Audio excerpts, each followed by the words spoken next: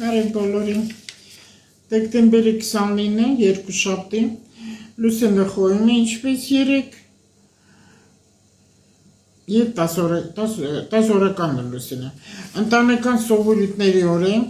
պապերի սովորույթների հիշողությունները ինչպես են ապրել, ինչով են զբաղվել, լավ ու վատ ֆոտոները, ինչքան կա սև ու սպիտակ ֆոտոները, հանեք ու վեր հիշեք այդ ալբոմները, թող մեծահասակներ ու ընտանը կամ մեծահասակ, պարտադի չի այդքան մեծ լինում 80-90 տարեկան, ոչինչ, 60-ից հետո պատմեն իրանց երիտասարդությունը, իրանց կյանքը, դա իրենց համար հաճելի է, որտեղ մոռացվում է ամեն ինչ։ Հետո գգա ժամանակ մենք փոշմանենք, ասենք, վայ ոնց պաստորեցինք այդ օրերը, ոնց է պապը ստացած բան պատմում, մենք չգիտենք։ Եվ այդ ամենը պետք է փոխանցվի երեխաներին ու թոռներին։ Լավ է տան շինարարության, շինարարական աշխատանքների համար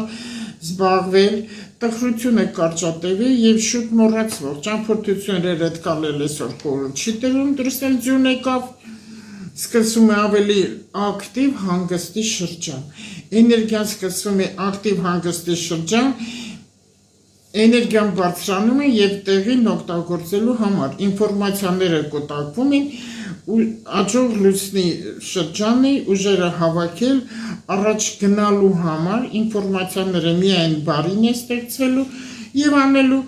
հաճելի շփումների օրեր են համարվում, մի հարվածով կարելի է կատարել շաբաթվա բոլոր գործողությունները, ամսվա ամենահաջողակ օրն է համարվում, երբ Լուսինը 10 օրական է։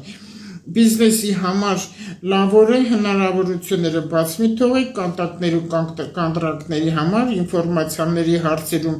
լուծումը կստանաք, եթե միայն ինքներդ ինքնուրույն մտածեք, հասարակական նաև կոլեկտիվ աշխատանքների համար լավ օր է և նաև վարք ու վաճառքի համար է լավ օր համարվում։ Հիմա իմ հերթական թռուցիկները։ Ոչ մեկին թույլ մի տվեք խորհուրդներ տալ, եթե չեք խնդրել, եթե հետևեք նրանց ասածներին առաջին, նրանց կանոններով եք ապրում, չմոռանանք 26 թվականը իրավունքների պաշտպանության ստրկական վիճակից դուրս գալու տարի է համարվում, 3 ասոր նույն բանը գնում է, որը հետագայում շարունակություն է լինելու։ Ձեր եսն է կորելու ինքնուրույն մտածելակերպը։ Ներել է հարկավոր այն մարդկանցումից վիրավորվել եք, չեք ուզում, մի խոսեք, դա պարտադիր չի, երբ մի տանիքի տակ չարանում են, չարիքը բուն է դնում, առան անեծքները բաց է անում և գալիս է հիվանդությունները և ոչ դրական հարցեր այդ ընտանիքում։ Թույլ մի տվեք ոչ մի տհաճ ինֆորմացիա բացասական ձեր տուն գա, համբերատար եղեք։